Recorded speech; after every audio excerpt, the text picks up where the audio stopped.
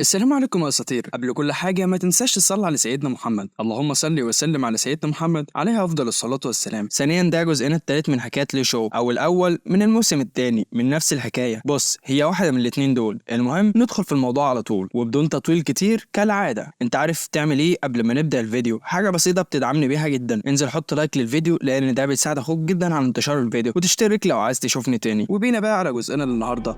俺には何の意味もない。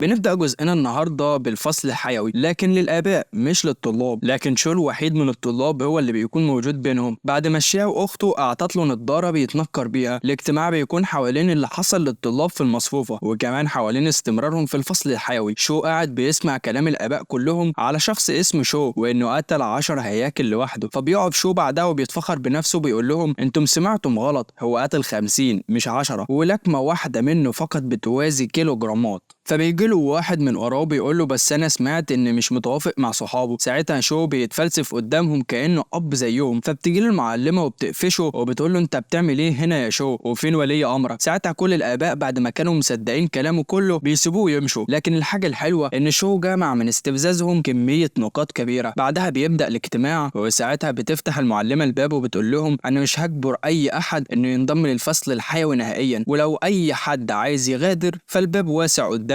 لكن لو حد قرر انه يختار انه يبقى فلازم يعرف ان من دلوقتي هتكون المخاطر اكبر بكتير. ساعتها بيقف شو بدون تردد وبيقول لها انا معاكي، ومن بعدها الكل بيغير نظرته للفصل الحيوي. بيرجع شو تاني للبيت، فبيلاقي الشياو ملبسه السنجاب هدوم راحت ام الهيبه بتاعت السنجاب المحترم اللي كان قاعد بهيبته في الغابه، لكن دلوقتي عايش مع 2 شياطين في بيت واحد، وكمان بالقرب من عجوز مجنون ما ننساهوش هو كمان. وفجاه شو قلبه كده كان هيقف من الظل اللي دخل عليه فجاه بالاكل. بعد ما بيخلص بيرجع لغرفته، ولما بيفتح النظام بتاعه بيلاقيه محقق رغبات اخته شياو، وساعتها بيتخنق وبيضرب بايده على الشاشه. فبيظهر له فاكهه جديده واسمها فاكهه بحر الطاقه، بياكلها شو، فبتتجمع حوالينه كميه طاقه كبيره من كل مكان كانها شلالات بتتحرك في جميع انحاء جسمه وتصب في مكان واحد فقط. ومن ثم ايه ده، مفيش حاجه بعد كده. بيحاول شو يجرب فايدتها لكن مفيش اي فايده ولا اي حاجه بتحصل منها. في اليوم اللي بعده بيبدا في التدريب كالعاده، فبيقول له العجوز بعدها انت لسه عليك بدري لما تخترق مستواك. فبنرجع بعدها بذكريات العجوز لورا لما كان لسه تلميذ وطفل. ساعتها كان عبيط بمعنى الكلمه بسبب المعلم بتاعه تعب وقعد في السرير، وساعتها اخد عليه وعد انه لازم يخترق والا سيغضب عليه حتى وهو ميت. وكمان قال له طريقه تساعده قبل ما يموت، وهي انه يصرخ ويقول افتح وهو بيلوح بالسيف، وبعد 10,000 صرخه سيتم فتح بحر الطاقه وجبل الثلج عنده. وفعلا بعد سنوات من الصراخ وبعد ما خلص 10,000 صرخة سبحان الله ما حصلش أي حاجة معاه، واكتشف بعدها إن معلمه نصاب وضحك عليه قبل ما يموت. وعلى الرغم من كده بينصح شو بنفس النصيحة بتاعت الصرخة دي، وفعلا بيطبقها شو. ومع أول صرخة بأول تلويحة بتنفتح مجرته فعلا قدام العجوز، وكمان تيار الطاقة بيتكثف عند شو. ساعتها بيكتشف العجوز إن هو اللي طلع غبي مش معلمه هو اللي ضحك عليه. وبعد شهرين من صراخ شو العجوز كان هينفجر منه. بيطلع بعدها العجوز وبيقول له انسى كل اللي قلته لك وركز انك تجمع طاقتك اكتر، ولما توصل لحد معين هتقدر توصل، وبعدين بطل صراخ صدعت اهلي مش عارف انام منك. ساعتها بيفهم شو سر الفاكهه اللي كلها امبارح وما عملتش ليه اي حاجه، لانها فاكهه بتساعده في تجميع طاقته كلها في مكان واحد. اليوم اللي بعده وشو بيلم الهدوم بتاعته من على السطح بيظهر له جيوم فجاه وبيساله هل هتفضل في الفصل الحيوي ولا هتغادر زي معظم الطلاب، واساسا هو من ضمن اللي غادروا كمان بسبب ان عائلته خايفه عليه. ساعتها شو بيعرف منه ان الحكومه مش هتغير حاجه في الفصل الحيوي الحالي، لكنها بتعمل مدرسه عسكريه جديده في الجبل الشمالي، ومحدش هيقدر من الطلاب الجدد ان يدخلها الا بفحص دقيق جدا. بيفكر بعدها شو في اخته وانه لازم يدخلها الفصل الحيوي ده قبل الاكاديميه دي ما تتبني. في اللحظه دي بيجيله فكره، وهي انه يستغل صاحبه الغني ده عشان يساعد اخته انها تدخل الاكاديميه، وبيعرض عليه 80,000 وفعلا بيوافق على طول وكمان من غير فلوس نهائيا. ومش عارف تقريبا كده في نفس اليوم بيطلع لشياو السجل العائلي بتاعها، ودي بتكون اول خطواتها للدخول للمدرسه. لكن الشياو مش عايزه تدخل للمدرسه اساسا. ساعتها شو بيهددها بالاكل ومش هيعمل لها الاكل اللي بتحبه لو ما دخلتش المدرسه. ولما بتعجز عن الرد بتقول له انا ممكن اروح بس المدرسه هي اللي مش هتقبلني. فبيقول لها ما تخافيش، المدير نفسه بيناديني باخي وهو صاحبي اساسا. بعدها شو بيعزم المدير تيان ليه على مأدبه للحم وبيشربوا شاي بالياسمين. وبسم الله ما شاء الله كده المدير تيان مش سايب لشياو فرصه انها تاكل معاه، لدرجه انها بتقول له ما تشمر بنطلونك وتنط في الطبق احسن. ساعتها بيسيب العيدان وبيدخل في الموضوع على طول. ساعتها المدير تيان بيحفز الشياو عشان تروح للمدرسه، لكن الشياو بتطلع اذكى منه وبتعرف تستفزه. فبيقول لشو بعدها بص يا عم، عشان اختك دي مش هسلك معاها، انا هتكفل بكل مصاريفها المدرسيه وممكن تاخدها للمدرسه دلوقتي لو عايز، وقوموا من هنا عشان انا اتخنقت منك ومن اختك. في اليوم اللي بعده بيروح شو مع الشياو اخته على اساس انه والدها، وبيقدم نفسه للمدرس على انه والدها. وساعتها بياخد من المدرس نقاط لان المدرس بيعرف بعدها ان اخوها مش والدها. بعدها بيودع اخته شياو وبيقول لها هطلب منك طلب واحد فقط، وهو انك ما تضربيش زمايلك. لكن الشياو في اللحظه دي بتكون هتنفجر من الغضب منه. لكن الحمد لله من اول يوم الشياو بتدخل فيه الفصل وقبل حتى ما تتعرف بحد شو بيرجع تاني، لان الشياو بتكون طحنت كل الاطفال اللي معاه. لكن الحقيقه ان الاطفال هم اللي بداوا المشاكل مش هي، لانها وقتها كانت قاعده مؤدبه وفي حالها كمان. لكن شله البنات المتنمرين اللي بيكونوا في اي مكان بداوا المشاكل هم الاول. وساعتها الشياو كانت مستحمله بسبب اخوها لانه طلب منها انها ما تعملش مشاكل. لكن الامر بيبدا لما واحده من المتنمرين بتقول لها انها طفله غير شرعيه. ساعتها بتعمل صفقه مع السنجاب بكيس شيبسي، ومن بعدها بيدور الضرب فيهم كلهم لعند موصلهم للحاله اللي كانوا فيها واللي شفناها من شويه. لكن بعدها شياو بتضطر انها تعتذر ليهم كلهم، وحتى بعد ما اعتذرت ليهم بيستمروا بالتنمر عليها. وشياو في الوقت ده مستحمله ده كله بسبب اخوها شو. لكن في اللحظه دي بيتدخل شو بيوقفهم عند حدهم كلهم، وبيقول لهم بعدها انسوا انها تعتذر ليكم تاني، ولو مش عاجبكم عندكم المدير ممكن تشكوني عنده وتطردوني لو هتعرفوا. لكن المحزن جدا فعلا في الطريق للبيت الشياو بتحاول تمسك ايد شو، لكن شو بيبعد عنها وبيدخل ايده في جيبه. وساعتها الشياو بتعرف ان شو بيكون غاضب فعلا المره دي، وساعتها بتعيط ولاول مره اشوفها بتعيط في القصه، وبتعرف غلطها بعدها. وساعتها بتعيط جدا وبتقول له بعدها ما ترجعنيش لدار الايتام مره تانيه ولا تتخلى عني لاني عرفت غلطي خلاص. لكن شو ما بيردش عليها لعند ما يوصلوا للبيت، وبعدها بيقول لها تعالي اقعدي هنا لان عايز اقول لك على حاجه. بعدها بيسالها شو انت عارفه ايه غلطك، ومن بعدها بيقول لها ممكن نكون انا وانتي في يوم من الايام محدش هيقدر يهزمنا، لكن ده مش معناه اننا نتسلط على الناس بقوتنا. وصحيح اننا خرجنا من دار الايتام وعندنا خيارات كثيره اننا نختار ما بينهم، لكننا اخترنا اننا ما نسرقش ولا ننهب. وحتى والحياه صعبه جدا علينا ولازم نكون لينا مبدأ واي حد ما يقدرش يتخطاه او يتجاوزه ابدا، وبكده هنكون قادرين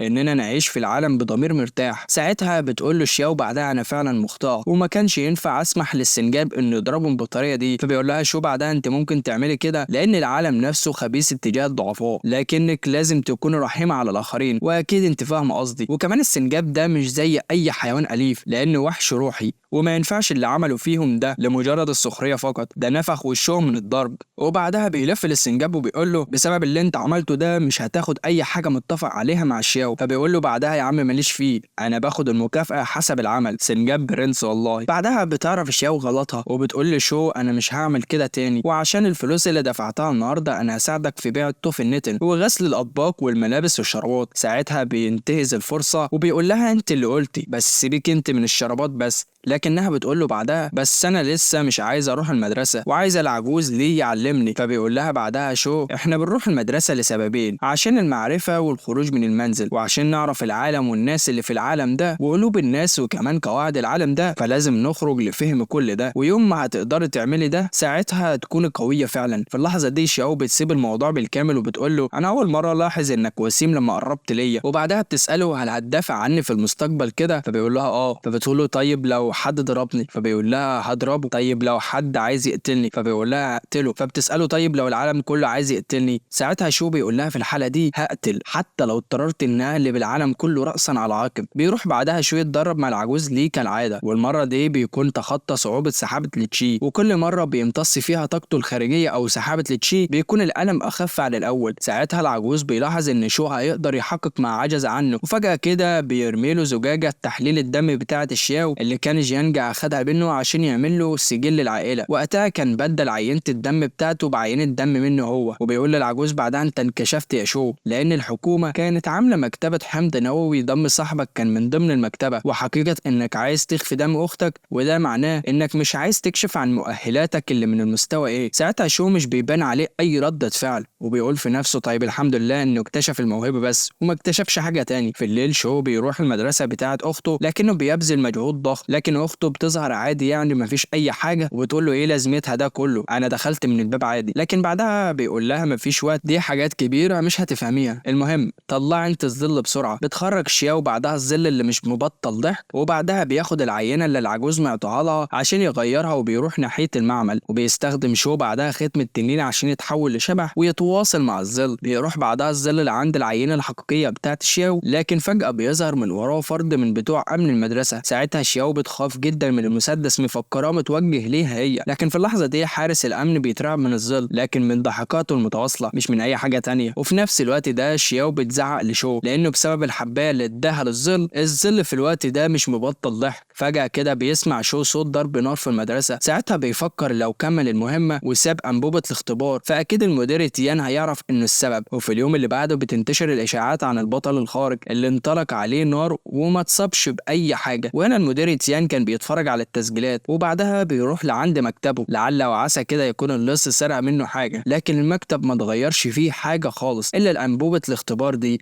ولما بيفحصوا البصمات عليها ما بيلاقوش غير بصمات المدير تيان وشو فقط عليها. وساعتها اول واحد بيشك فيه المدير تيان هو شو. بتنتشر الاشاعات تاني في الصحف والمجلات، لكن ده كله مش مهم بالنسبه للمدير تيان، وكل اللي شاغل تفكيره دلوقتي ازاي الظل ده بيضحك طول الوقت وكمان بيضحك وهو بيبص للكاميرا. في نفس الوقت شو بيروح للعجوز بانبوبه الاختبار وبيقول له بعدها انا ما قدرتش اغيرها بنفسي لان كان في طلق ناري ومحتاج منك مساعده لتغييرها. ساعتها العجوز بيقبل مساعدته عشان تقريبا دي اول مره شو يطلب منه مساعدته. بيرجع شو بعدها وشو فرحان لانه خطته نجحت والعجوز هو اللي هيغيرها بداله، وبكده ما حدش هيشك فيه نهائيا. لكن العجوز الوحيد هو اللي بيشك في ان الحادثه بتاعه المدرسه في الليله الماضيه كانت بسببه هو، وده على عكس زوجته. وبيقول لها بعدها شو بيخفي حاجات كتير عننا. بنرجع تاني لشو وهو بيراجع خطته الفاشله، وبيقول لاخته بعدها ان شاء الله المره الجايه هعمل خطه جميله وهتاكد انها صح. بعدها بيظهر السنجاب الصغير فجاه من النافذه، لكن شو بتمسكه من ديله وبتقول له انت كنت فين ده كله؟ اكيد كنت بتلعب مع الفئران اللي زيك. ساعتها شو بيجي له فكره جامده جدي وبيقول للسنجاب بعدها جه وقتك ايها السنجاب عشان تقدم لينا شويه مساعده. ساعتها شو بيرشيه بفاكهه تنقيه النخاع من النظام بتاعه من اللي بيحبه، وبيقول له بعدها ايه رايك توريني قيادتك للفئران صحابك. بعد نص ساعه السنجاب بيرجع ومعاه اتباعه السناجب. بيعتني شو بعدها ثمره تنقيه النخاع من النظام عشان يشوف تاثيره عليهم، ولما بياكلها كده فجاه بيتحول زي الفار اللي في كرتون توم اند جيري. بيطير بعدها في الجو وبتظهر حوالينه هالة بتزيد من قوته. بينزل بعدها وبيتحول لبيج سنجاب وشعره بيض بالكامل. بعدها بيشكر شو بطريقه مؤدبه، وبنعرف بعدها انه اسمه شياو شو، ورغم قوته اللي زادت مره واحده الا ان شياو بتمسكه وما بيعرفش يفلت منها. بيمسكه شو بعدها وبيقول له ايه هنقضيها لعب ولا ايه، يلا عشان نشوف شغلنا. بعدها بيطلع له ثمره تانية وبيرميها له في دلو مليان بالميه. بتتحول الميه بعدها للون الاحمر كانه عصير، وده لانه عايز يشوف مهاره السنجاب الملك في السيطرة على أتباعه. وفعلا بيقف السنجاب وفوق الدلو وبيشرب أتباعه واحد ورا التاني، وتقريبا كده بيشربهم زيت دابر أملة لأن شعرهم كلهم بس هو اللي بيتغير وبيتحولوا لفئران اللي على الموضة. بيبدأ بتاني حاجة معاه وهي إنه يطور من ذكائه عن طريق القراءة والكتابة، لكن للأسف هو بيكون زي شياو أخته لأنه دخل في دوامة الدراسة زيها بالضبط وبسبب شو تاني. وبعد أيام قليلة المعلمة سينيسيا بتخير الطلاب الباقيين بين إنهم يبقوا أم يرحلوا من الفصل الحيوي. وبالنسبة للطلاب فهم سو وجيانج وشو، وكلهم اختاروا انهم يفضلوا في الفصل الحيوي. بعدها بتعطيلهم المعلمة وثيقة عشان يوقعوها، ودي بتكون وثيقة رسمية للانضمام لمنظمة الأبطال الخارقين. بعدها بنروح لمدير تيان، ولأول مرة بحس انه راجل مهم كده. بيقول للطلاب كلهم بعدها انتوا من النهاردة هتودعوا الحياة السلمية والترفيه في العالم ده، لأن الطريق ده مليان بالعقبات والأشواك والدم والموت والسيوف. وبيقلب مرة واحد على إيروين سميث وبيقول لهم حتى لو زملائكم ماتوا قدامكم فلازم تتخطوا على أجسادهم عشان تكملوا القتال.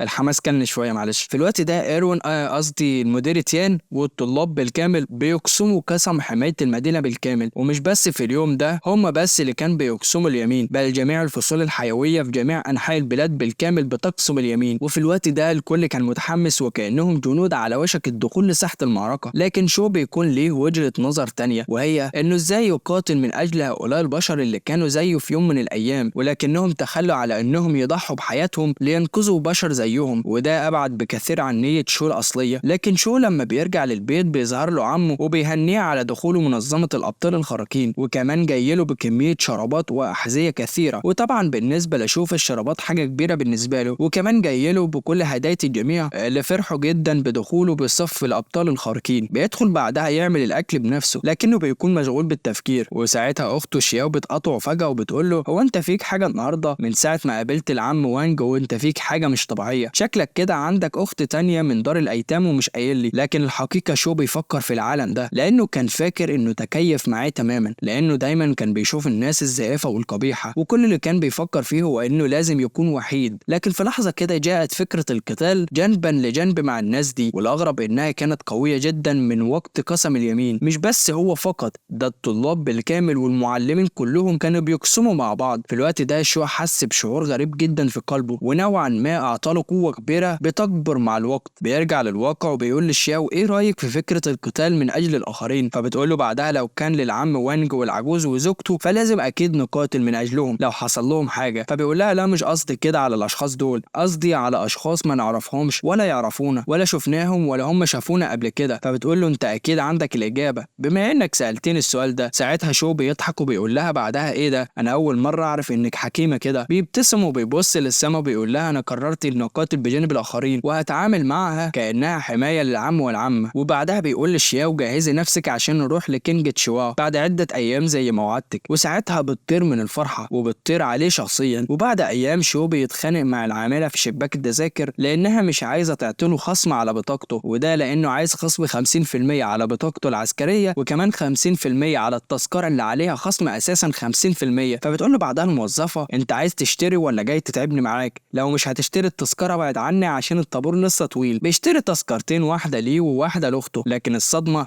انه لازم يشتري لاخته في المستقبل لما تكبر تذكره كامله، وده هيكون مصاريف اكتر. لكن فجاه كده شو بيحس بشعور غريب في جسمه. ساعتها بيفكر في كلام العجوزه عن تراكم الطاقه المستمر اللي بيها هيقدر يتخطى مستواه. بنرجع بالوقت شويه لما شو بينصدم من لون الشنطه اللي اخته اشترتها له عشان يسافروا بيها، وتحس دماغه هتنفجر من كتر الصدمه، لان قبل ما تشتريها كان قايل لها انها تشتري واحده بيضه لكنها اشترتها باللون الانثوي ده. فبتقول له بعدها انا انثى ليه هشتري واحده بيضه؟ فبيتحول لتنين وبيقول لها انا ضابط ووسيم وانيق وانا اساسا اللي هسحب الشنطه دي، ليه تشتريها ورديه؟ بيشاور بعدها على السنجاب اللي قاعد في حاله وبيقول له السنجاب ده لازم يتعلم اكتر من كده. الله وانا مالي يا لمبي؟ بتصرخ الشياو فجأة، ولما بيدخل عليها بيلاقيها تحت كوم هدوم وتقريبا كده شوية وكانت هتودع. بعدها بيطلعها شو من تحت الأنقاض دي وبيعمل لها مساج، وفجأة كده بتتحول وبتقول له انت ليه ما حجزتش لينا تذاكر طيارات؟ ليه أركب القطر لمدة 22 ساعة؟ ومن بعدها بتتحول للسوبر سياجين الشرير وبتنط على شو بتعضه في راسه. بيرجع شو في الليل للتمرين تاني، وده اليوم اللي قبل السفر عشان محدش يتوه مني. ساعتها العجوز كان بيفكر انه يقول لشو انه يستمر في التدريب بعد ما يسافر، لكنه بيرجع في كلامه لانه عارف شخصية شو اساسا وعارف انه هيتدرب بدون ما يقول ليه حتى. لكن فجأة كده بيصدمه شو بيقول له انا جعلت السحب الرقمية عندي تتحول لمطر، قصده على الطاقة الكثيفة اللي تشكلت عنده في مجرته او بؤرة طاقته. ساعتها بينذهل العجوز من شو ومن سرعته في التدريب بالشكل ده، لانه لما كان شاب وكان في طائفة السيف وحصل على كتاب السيف لاول مرة عرف انه فقط القليل من طائفتهم من وصلوا للمرحلة دي، وهو واحد منهم طبعا. وبنعرف بعدها ان الممارسة المعتادة في طائفتهم هي فتح بحر للتشي عندهم، ومن بعدها يتعلموا على التحكم في السيف بتقوية جسدهم والارتباط معاه، ومن بعدها بيتم التحكم في السيف واستدعائه في اي وقت. والاشخاص اللي قدروا يحولوا السحاب الرقمية لمطر زي شو كده بيقدروا يكثفوا التشي بتاعتهم وتشي السيف كمان، وبيقدروا يكثفوها اكتر من اي شخص تاني، وبيقدروا يتخطوا مستوياتهم بدون جهد. لكن بغض النظر عن ان شو عملها الا انه عملها في شهرين فقط، وطبعا ده كله كان تحت اشراف العجوز ليه طوال الوقت. بنرجع بعدها ليوم يوم السفر، وساعتها العجوز هو كمان بينصدم من لون الشنطة، والأغرب إنه بيشك في شو نفسه. بعدها بينطلق شو وأخت شياو لرحلتهم القادمة، وفي صالة الانتظار بيقفوا لأنهم مصطحبين معاهم حيوان أليف. فبيقول لها بعدها شو ده مش حيوان أليف، ده تمثال للزينة، شايف مش بيتحرك إزاي؟ في نفس اللحظة دي بيظهر طفل غتت بياكل شيبسي. ساعتها بتكون الصدمة لأن السنجاب التمثال بيتحرك وبيكشفهم وبيبيعهم عشان واحدة شيبسي فقط. بيضربوا شو على راسه، بيقول له أنا مش قلتلك ما تتحركش واعمل نفسك تمثال؟ أعمل فيك إيه هان دلوقتي؟ أقول لك عقابا ليك اتصرف لوحدك وتعالى ورانا. وحاجة أخيرة، ما تنساش تدعي لأهلك وحبايبك في فلسطين. وبس كده لهنا أقدر أقول لكم لهنا نكون وصلنا لنهاية جزءنا للنهاردة، وشكرا لكم جدا لو وصلتم لعندي هنا. وقبل ما تقفل الفيديو ما تنساش تخدم عظمتك بالصلاة على النبي، وتنزل تدينا تعليق عظيم زيك، وتدعمنا باللايك الجميل بتاعك، وتشترك لو حابب تشوفنا تاني. واشوفك في جزء جديد على خير ان شاء الله. and peace. 止めるなよイタチ。沈め